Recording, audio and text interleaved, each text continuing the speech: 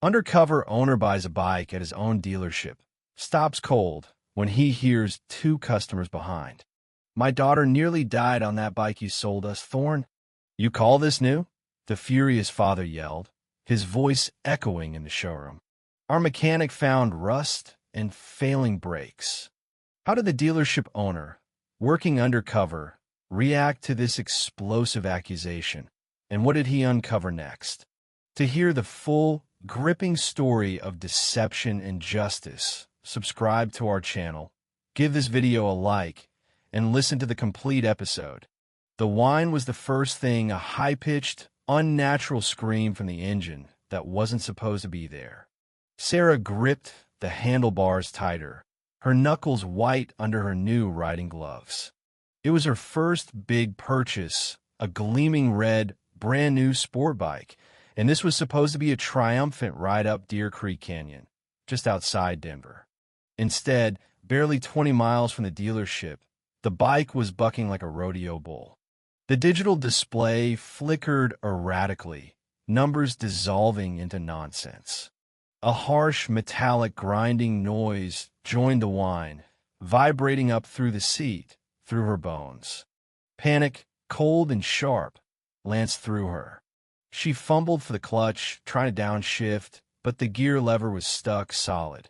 The bike lurched violently, engine sputtering, then cutting out altogether. Suddenly, there was no power, just the terrifying sensation of momentum carrying her forward, downhill, towards a hairpin curve. Horns blared behind her, a semi-truck, too close. She squeezed the brakes. Nothing. The brake lever went limp in her hand, offering no resistance. The grinding noise became a deafening shriek, and then, with a sickening crack, the front wheel seized.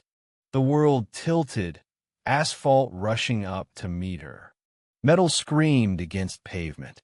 Her helmet impacted with a sickening thud, the idyllic mountain scenery dissolving into a starburst of pain and chaotic, tumbling darkness.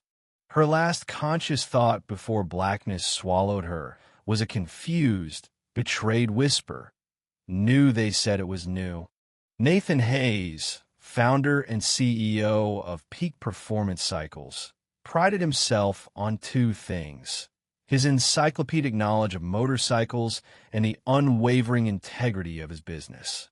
At 52, with a touch of silver at his temples and calluses still on his hands from his early days as a mechanic, Nathan had built his empire from a single, greasy garage in Boulder into a respected chain of 10 dealerships across Colorado and neighboring states.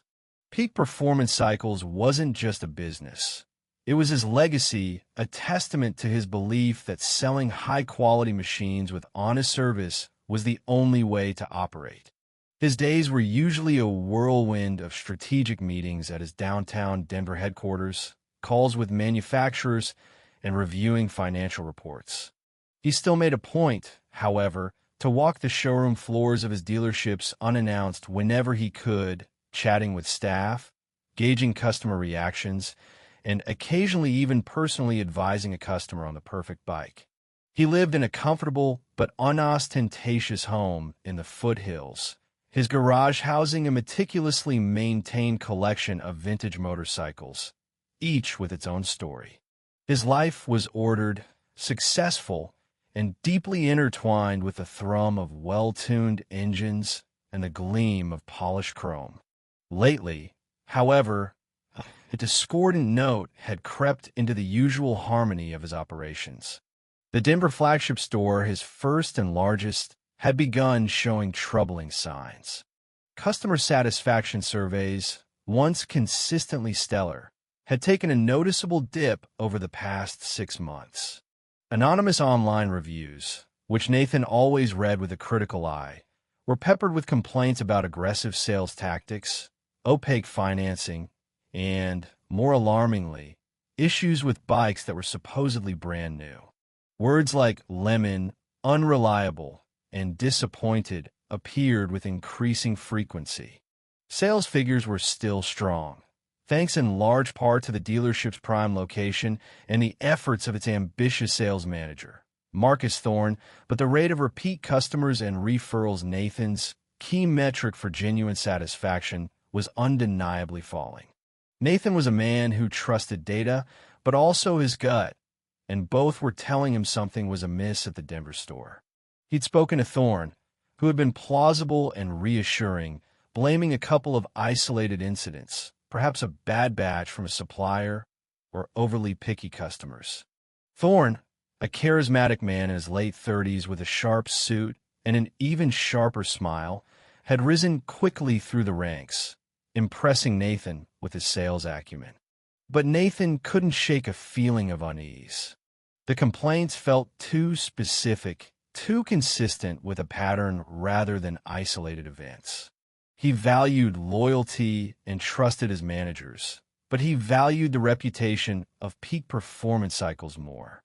The thought that his customers, people who shared his passion for riding, might be getting anything less than the best, or worse, being actively misled, was anathema to him. He decided that reports and long-distance calls weren't enough. He needed to see things for himself, unfiltered and unvarnished. The decision to go undercover wasn't one Nathan Hayes made lightly. It felt theatrical, almost absurd for the CEO of a multi-state dealership chain to be skulking around one of his own showrooms in disguise. But the latest report from his internal audit team, triggered by a particularly scathing letter from a customer who claimed their new touring bike had suffered a catastrophic transmission failure on its first long trip, had solidified his resolve. The letter detailed how an independent mechanic had later found evidence of pre-existing wear and tear, and even some non-standard aftermarket parts, within the supposedly factory-sealed engine casing. This wasn't just poor customer service. It hinted at something far more insidious. So, Nathan became Nate Howard, a freelance graphic designer looking to trade in his old cruiser for a new adventure bike. He swapped his tailored business attire for a worn pair of Levi's, a faded band t-shirt, scuffed work boots, and a baseball cap pulled low over his eyes. He even added a pair of non-prescription glasses to further alter his appearance. He chose a busy Saturday morning to visit the Denver dealership, hoping to blend in with the weekend crowd. The showroom was buzzing, just as he expected. Sleek machines gleamed under the bright lights, and the air hummed with rock music and the murmur of conversations. He was approached by a young, eager salesman named Kevin. Nathan played his part, asking about a popular new adventure model, feigning a moderate level of knowledge, and letting Kevin guide him through the features. Kevin was polite, if a little pushy on the extended warranty and financing options. Nathan was taking mental notes, observing the flow, the sales pitches, the general atmosphere. So far, nothing overtly alarming, just the usual dealership hustle. Kevin had just gone to fetch some brochures and a preliminary financing worksheet when Nathan heard it raised voices, sharp with anger and frustration, coming from the customer lounge area near the parts counter. He casually strolled closer, pretending to examine a display of riding jackets. "I'm telling you, that bike was not new," a man's voice, thick with outrage, insisted. "We paid top dollar for a factory fresh model, and the damn thing nearly killed my daughter. The brakes failed on her going downhill. Our mechanic said the calipers were shot, and the master cylinder had been leaking for a while. He found rust on a bike that's supposedly 2 weeks old." A younger woman's voice, trembling but firm, chimed in. "And when we brought it back, your service manager, Mr. Thorne, had the gall to tell us it was user error and that the warranty wouldn't cover it. He offered us a paltry trade-in value on another bike. This is fraud. We're going to the Consumer Protection Agency, the news, everyone." Nathan froze, the motorcycle brochure in his hand crinkling as his grip tightened. His blood ran cold. Brake failure? Rust on a new bike? Marcus Thorne blaming the customer? This wasn't just a faulty part or a slip in quality control. This was exactly what he had feared, but worse. The raw, genuine distress in their voices, the specific details of the mechanical failure, it was chillingly similar to the letter he'd received. His initial goal of simply observing the sales process evaporated. This was no longer a general audit. This was an active investigation into potential, life-threatening deception happening under his own roof, within a flagship store he had built with his own hands. A cold fury mixed with a sickening sense of betrayal settled in his gut. He knew, with absolute certainty, that he couldn't just walk away and handle this through corporate channels. He needed to get to the bottom of this himself from the inside. His expression hardened under the brim of his cap. His undercover mission had just taken a critical, dangerous turn. The overheard conversation acted as a catalyst. Nathan, still as Nate Howard, knew he couldn't get the answers he needed as a customer. He needed to see the dealership's underbelly. Later that day, after making an excuse to Kevin about needing to think it over, Nathan returned, not to the showroom, but to the service department's side entrance. He approached a harried-looking service writer. "Excuse me," Nathan began, adopting a slightly more down-on-his-luck demeanor. "I heard you guys might be looking for some help back here. I got some experience with bikes, basic maintenance, detailing, just looking for some hours." He'd intentionally chosen a less glamorous, entry-level approach, something that wouldn't raise eyebrows. Luck, or perhaps the dealership's desperation for cheap labor, was on his side. The service manager, a gruff, older man named Sal, grumbled about being short-staffed and, after a cursory glance at Nathan's falsified application mentioning some past garage work, hired him on a temporary basis for bike prep and cleanup starting the next day. "Don't expect much and stay out of the way of the certified techs," Sal warned. It was perfect. His first few days were an eye-opener. The prep area was chaotic. New bikes, fresh from their crates, were often given only a cursory once-over before being wheeled to the showroom. He saw a young mechanic, Leo Maxwell, barely out of his teens, looking perpetually stressed and hurried by Marcus Thorne, the sales manager, who seemed to have an unusual amount of influence over the service department's workflow for outgoing sold units. Thorne was a constant presence, his slick charm reserved for customers, while staff often received sharp, impatient commands. Nathan, while meticulously detailing bikes, kept his eyes and ears open. He noticed small things at first. A new bike with a tiny, almost invisible scratch on the tank, expertly touched up. Another whose odometer read 3 miles, but had tire wear inconsistent with such low mileage. He saw Thorne personally oversee the final prep of certain high-value models, sometimes waving off standard checklist procedures if a customer was waiting. He subtly tried to engage Leo. "A lot of pressure to get these bikes out quick, huh?" Nathan remarked casually one afternoon. Leo jumped, startled. "Yeah, mister. Thorne likes things done yesterday." The kid looked like he hadn't slept in days. "Just gotta make sure they look good, you know?" One evening, working late, Nathan stumbled upon something more concrete. In the recycling bin behind the service bays, he found a discarded job sheet for a bike he'd seen on the showroom floor earlier, listed as new 2025 model. The job sheet, however, had notes in the margin. Replace front fender, scratched in transit. Used stock from 7749X. Buff out tank scuff. Check VIN plate alignment. Below that, almost illegibly, reset service indicator. This wasn't just cosmetic touch-up. It suggested parts swapping and potentially obscuring a bike's history.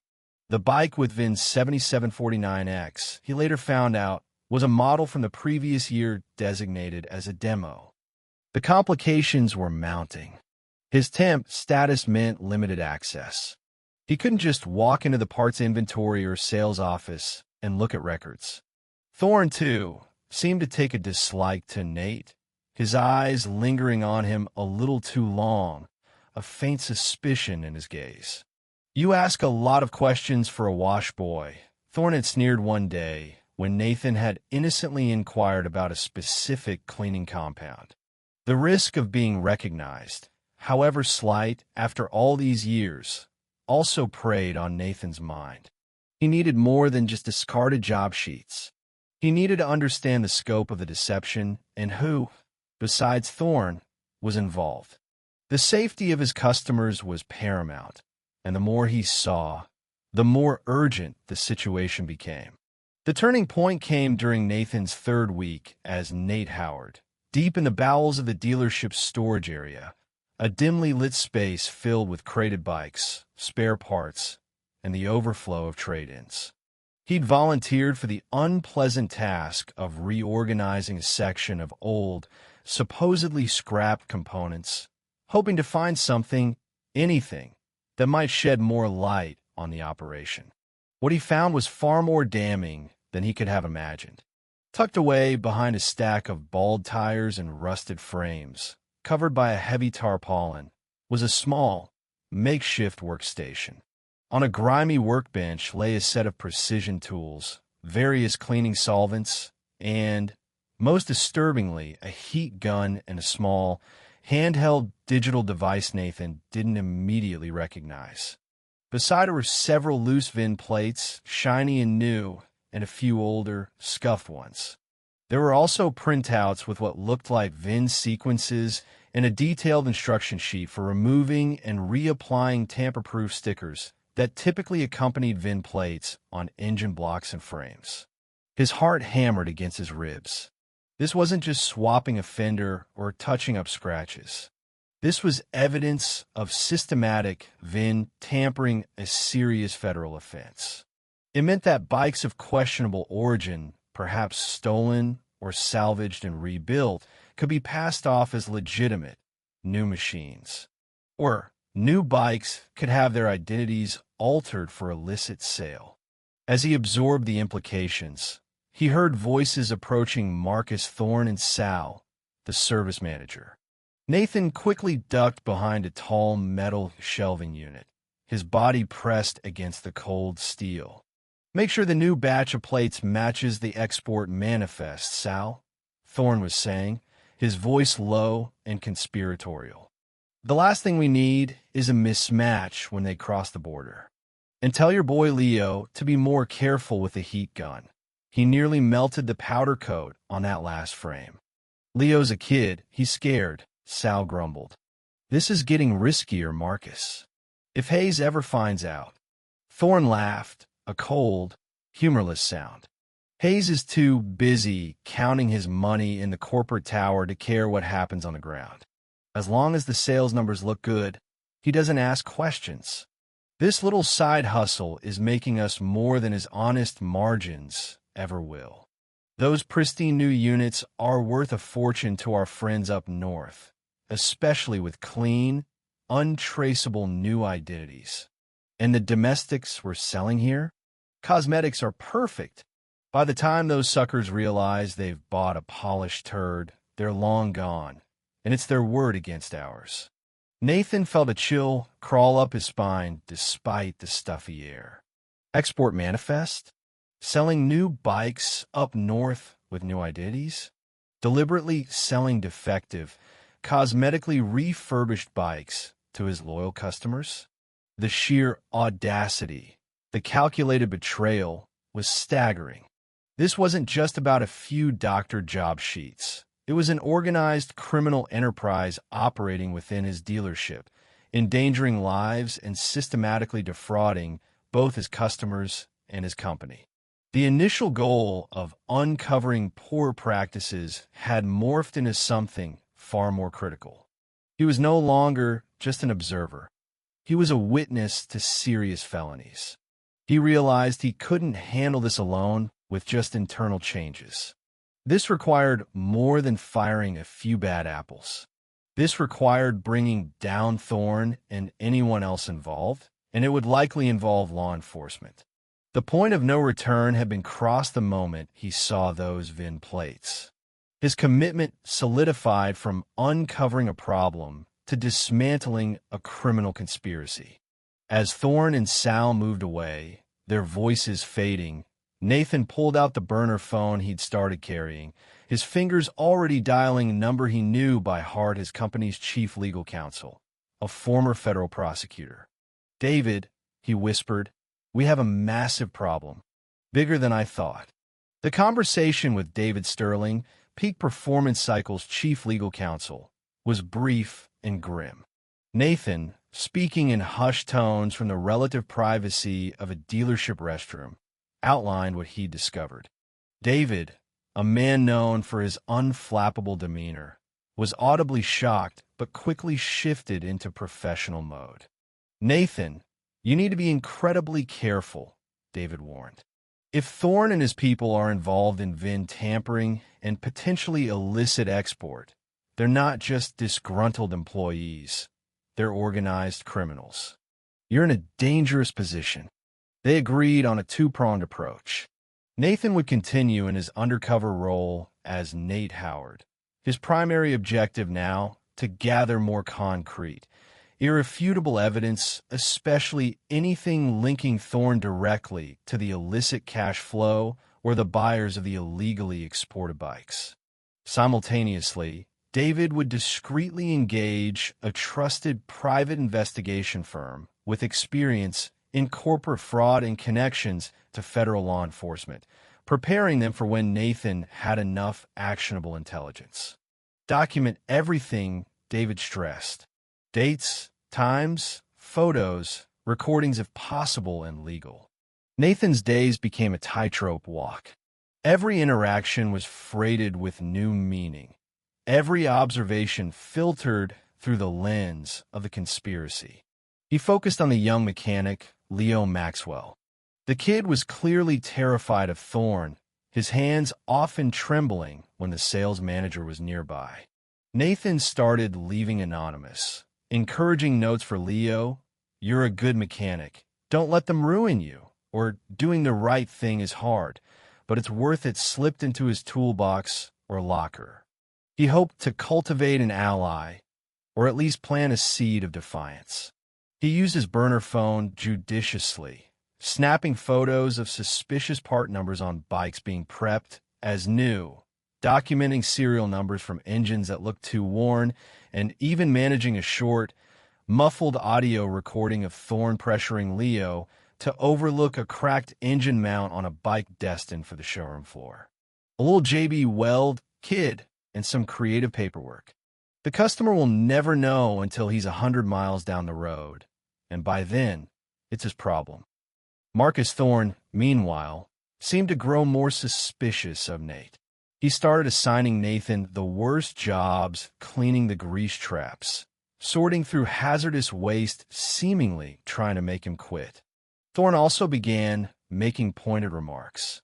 "You know, Nate," he said one afternoon, his eyes like chips of ice. "Curiosity killed the cat. Some things are better left unseen in a place like this." The veiled threat was unmistakable. Nathan felt a knot of fear, but also a renewed determination. He knew he was getting close. He started paying closer attention to the dealership's secure parts cage and Thorne's office. Access was impossible without raising alarm. He learned that Thorne often stayed late, after most of the staff had left. This presented a potential, albeit risky, opportunity. David Sterling, through the PI firm, discovered that a major shipment of new inventory was due at the dealership in a week, and they had intelligence suggesting a corresponding export was scheduled shortly thereafter. The timeline was compressing. Nathan knew he needed something definitive, something that tied the entire operation together before that happened. He started formulating a riskier plan, one that would involve getting into Thorne's office after hours. The personal stakes were escalating dramatically. His cover felt thinner by the day, the danger more palpable. The upcoming new inventory shipment became Nathan's focal point. David Sterling's investigators had learned through discreet inquiries with trucking dispatchers that a portion of this shipment was slated for a quick turnaround, routed to a non-standard warehouse near the Canadian border, a classic pattern for gray market diversions. If Nathan could prove that genuinely new bikes from this shipment were being swapped out and replaced with the doctored ones for local sale, and that Thorne was orchestrating it, he'd have the smoking gun.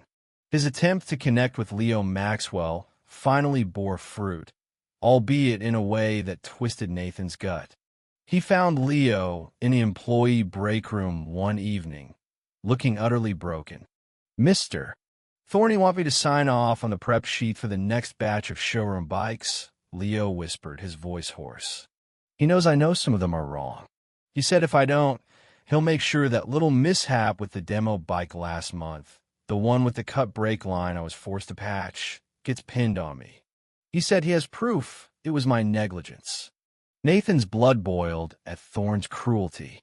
"Leo," he said softly, dropping the Nate persona for a moment, his voice carrying a new authority. "You don't have to do this. There's a way out. But you need to trust me." He didn't reveal his identity, not yet, but he showed Leo a glimpse of the evidence he'd collected on his burner phone. Leo's eyes widened in fear, then a flicker of hope. The final test for Nathan came 2 nights before the big shipment. He knew Thorne kept detailed, illicit records on a private laptop in his office, separate from the dealership's main system. With Leo providing a distraction by feigning a problem with the workshop's main compressor, creating a legitimate reason for Sal and other late-stayers to be occupied elsewhere, Nathan used a master key he'd acquired from Sal's poorly guarded keyboard, a risky move that had taken days of observation, to slip into Thorne's darkened office. His heart pounded as he accessed the laptop, his hands flying across the keyboard, bypassing a simple password he'd guessed based on Thorne's vanity, his college football team mascot. There was spreadsheets detailing 2 sets of inventory, one for peak performance, one for an export partner, shipping manifests with altered VINs, invoices to shell corporations, and even encrypted communications with a buyer in Canada. He quickly copied the critical files onto a thumb drive. As he was logging off, he heard footsteps outside the office. Thorne. He'd come back for something. Nathan's escape route was cut off. He doused the office lights and melted into the darkest corner behind a large filing cabinet just as Thorne entered, flicking on the lights. Thorne paused, a frown creasing his face. "Smells like fear in here," he muttered, sniffing the air theatrically, then shrugged and went to his desk. Nathan held his breath, every muscle tensed.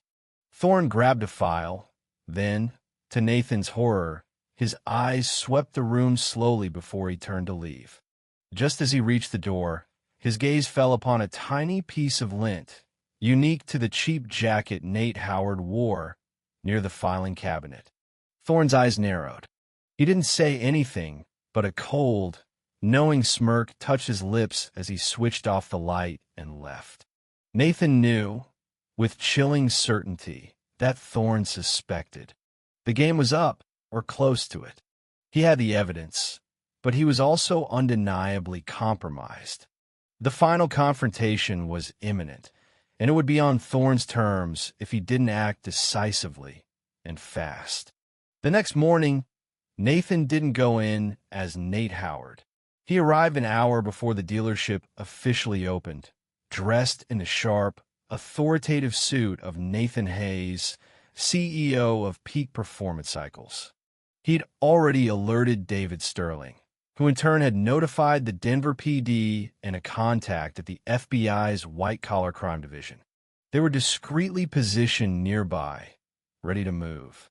Leo, terrified but resolute, had agreed to be there. Nathan walked directly into the pre-opening sales meeting Marcus Thorne was conducting. The dozen or so sales staff, including Kevin, stared in stunned silence as he entered. Thorne's confident smirk faltered, his eyes widening in disbelief, then hardening into fury as recognition dawned. "Good morning, everyone," Nathan said, his voice calm but resonant, cutting through the shocked silence.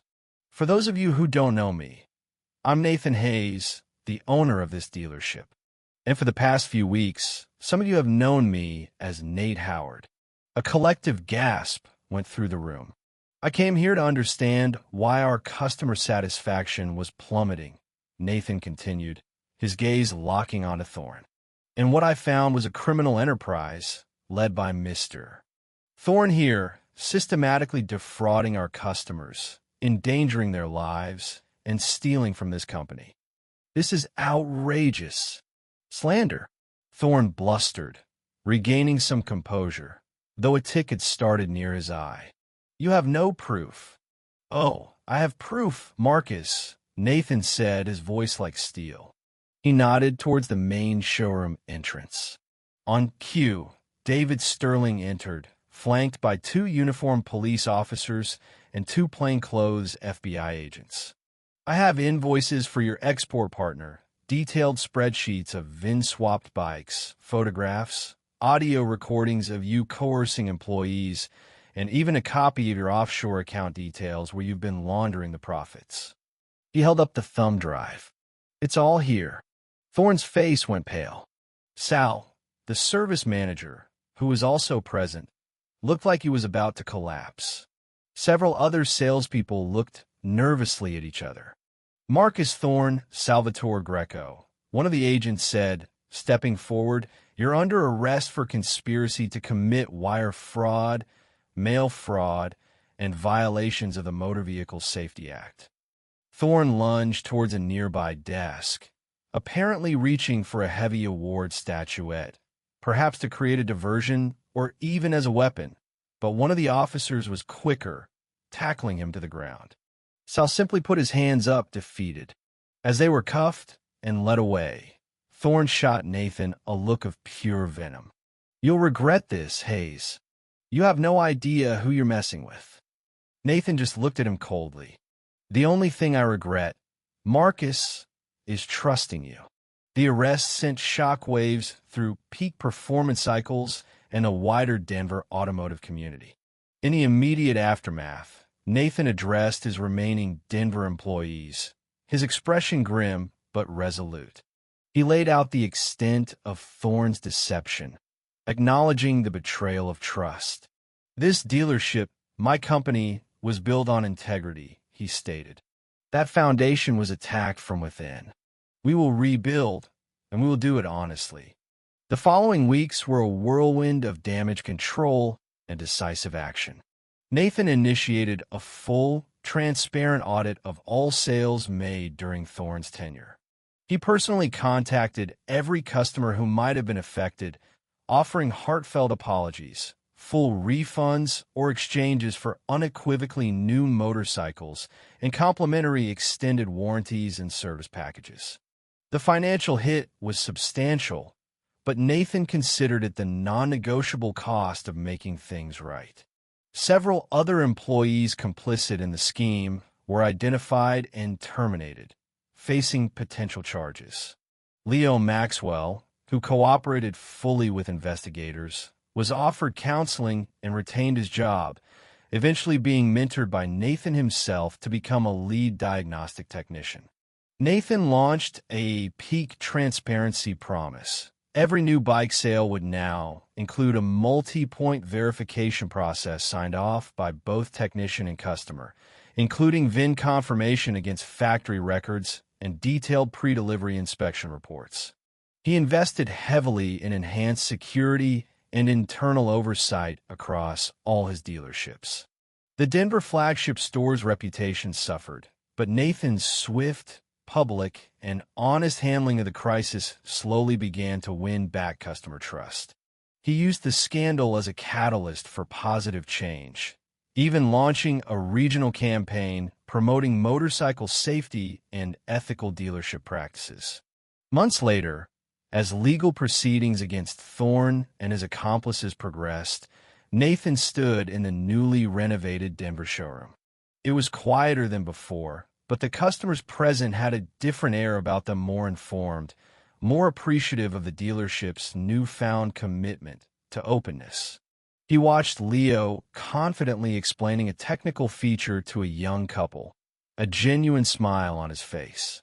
The road to recovery was long, but Nathan Hayes knew he had not only excised the cancer from his business, but had also reaffirmed the core values upon which peak performance cycles was built.